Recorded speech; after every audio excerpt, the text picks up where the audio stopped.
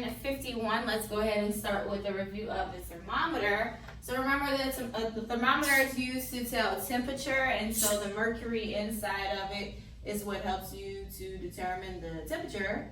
So here, right here. So how many degrees would this be? 80 degrees Fahrenheit. 80 degrees Fahrenheit, okay? So that's just a review. All right, so last week we learned what's called a Venn diagram. So it's a type of graph, except it's not like our common graph. It's these two circles, and but it still can tell us information about something. It can tell us what people like one particular thing, or it can tell us who like both. And so that's the thing about Venn diagrams. It gives you the option of both. And so today I have one, and we have favorite colors, okay? So it's out of red and blue. So we can see here, remember this is the side of how many people chose red. This is the side of how many people chose blue. And then that middle portion means both, meaning people chose both red and blue. Okay, so let's answer a few questions. So it says, how many people chose only red as their favorite color? Only red was their favorite color. You would say 3. 1, 2, 3, because only 3 people said they only like red. Now the question asks, how many people said they like the color blue? Their favorite color was the color blue. How many people? I hope you said 6, because remember, whenever it says how many total, you count the middle, because the middle said they do like blue, but they also like red. Now whenever it says only, then you only count how many people only like. But when it says how many people like blue total, you count them all. So that was a total of 1, 2, 3, 4, 5, 6. You have to count those people in the middle, because they did say they liked blue and they like red, but we asked about how many people liked blue total, so we still have to count them in there. All right, so that's a Venn diagram. Let's go ahead and move on to some math facts. I have 6 plus 3, that equals 9. 7 plus 8. 15, 4 plus 6, 10, 9 plus 5, 14, 2 plus 9, 11, and 0 plus 11, 11. Any number plus 0 will always be the number. All right, so today in your math book, we will do a page. It's called Lesson Worksheet 51. This is what it looks like, so you will need to get this out so that we can complete it together. So make sure you have this page in your book. If not, then you can do it on loose leaf paper, but make sure that you do it with me, okay? So this is what the page looks like, lesson worksheet 51. So there's 4 columns. It says A, B, C, D, and each one has dimes, nickels, pennies, and then cents. So that's what we are going to do on today. We are going to combine dimes, nickels, and pennies. So we've already combined dimes and pennies, but now we'll add nickels in there, which will make it a little different, because remember, nickels we count by 5s. But if we know how to count, like we've been practicing our counting, then this should be easy, okay? So we have dimes that are worth a total of 10 cents. Dimes are the smallest coins, so they're easier to identify because they're the smaller out of the 3. Then we have nickels, which are the biggest one out of these 3. So nickels should be easy to identify. And when we have nickels, we count by 5s. And then we have pennies, which are worth 1 cent. So we count by 1s whenever we have pennies. And remember, Abraham Lincoln, he's facing the opposite way on the penny. If any of the coins are to the back, if it's flipped, always make sure to read. It might say 1 dime, 5 cents, 1 cent. It will tell you how much the coin is worth, okay? So really what you have to do now is really take your time and pay attention to the coins, because now you have 3 coins that will be mixed all together, okay? So what we're going to do is we're going to just practice combining them all together. And so again, this is your page. So I'll tell you how much will be in each section, and then we'll draw it out right here. That's why there's a box that gives you enough space, okay?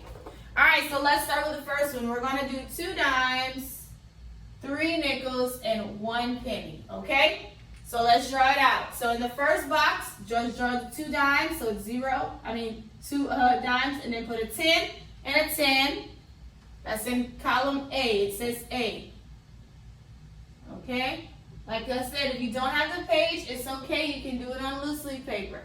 All right, so we have 2 dimes. Now let's go to the next box, which is nickels. We said 3. So let's draw the 3 nickels, and we put a 5 on the inside because nickels are worth 5 cents. And then the last one is 1 penny. We draw our penny and put the 1.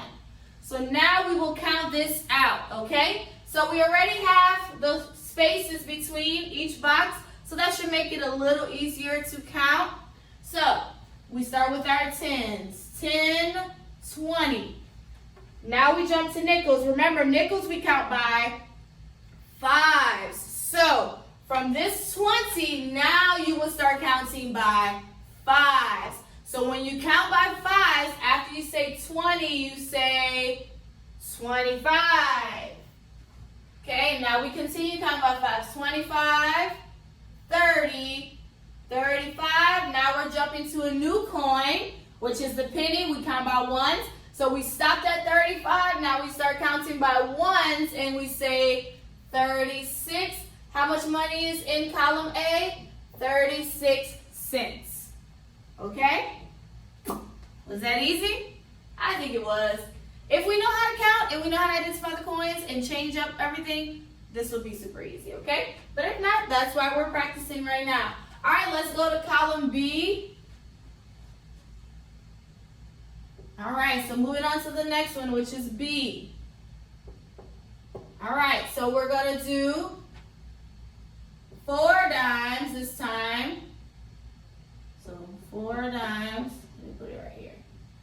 4 dimes. 1, 10, 20, 30, 40, okay? 4 dimes. 2 nickels again. Oh, no, sorry, it's 3. 2 nickels, so 1, 5, okay, and 5 pennies. That's what we'll do for this one. 1, 2, 3, 4, 5, okay? So that was column B. So we did A already, we're in B. So B, 4 dimes, this is how we draw it. Put a 10, 2 nickels, draw it, and put a 5. And why we're putting those numbers is because that's what we count by whenever we count that coin. Then we have 5 pennies, and put your 1 inside your pennies to show that we count by 1s. All right, so now let's go ahead and count it out. So 10, 20, 30, 40. Okay, we stopped at 40. Now we adjust and go here. And we say 45, 50. Now we go to 1s. From 50, 51, 52, 53, 54, 55. How much money was on column B? 55 cents. Okay? So that's A and B. That's all we'll do today. Tomorrow we'll practice C and D just so we can get an extra day of practice on the coins.